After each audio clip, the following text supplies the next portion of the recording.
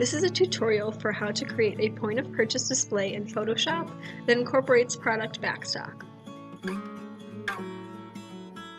First, I'm starting out by using the Photoshop line tool to create a shape that's similar to other beauty displays I've seen in the past.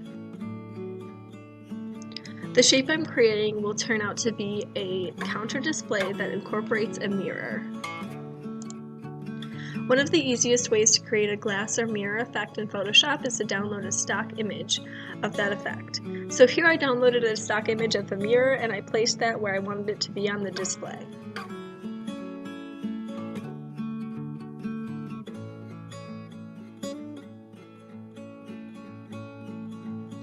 Again, I used the line tool to help create the shape of the display that I want to sit on the counter, and getting the perspective right may take a few tries with the line tool, but you can always delete the last line that you just created.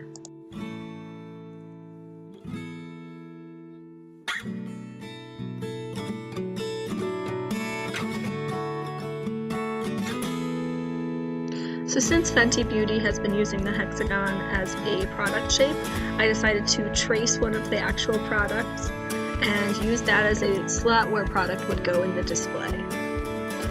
Using the Photoshop line tool can sometimes create harsh edges since it's a rectangle, but you can fix this by using the smudge or blur tool or even just the eraser to clean up the sharp edges.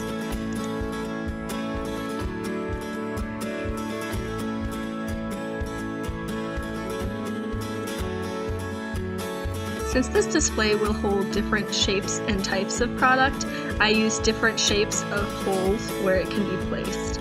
I also wanted to keep the base shape of the display as simple as possible so it would be feasible for different store types.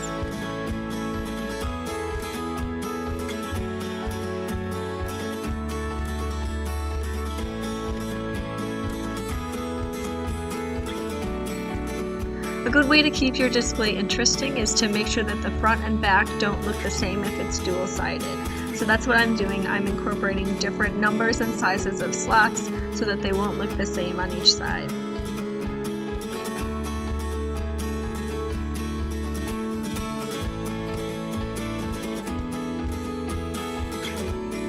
To make sure the product looks realistic on the display when rendering, you have to delete the portions that would not be visible. So here I'm just layering the product behind the shape that we created for the slot and then deleting the portion that would be covered up.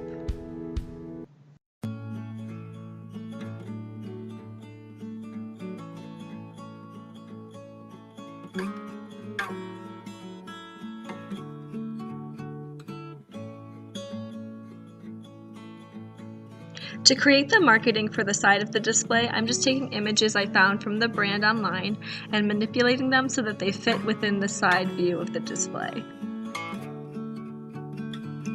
This portion of the display would likely be a vinyl or sticker or maybe a cardboard insert, so it's important to keep in mind what you can do with these types of mediums.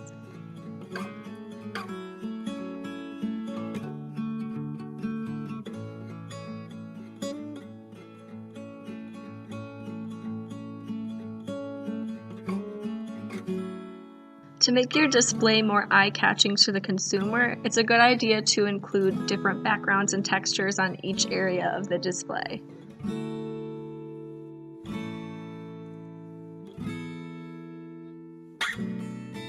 To make my display look more realistic, I'm deleting the parts of the background that would be the slot holes.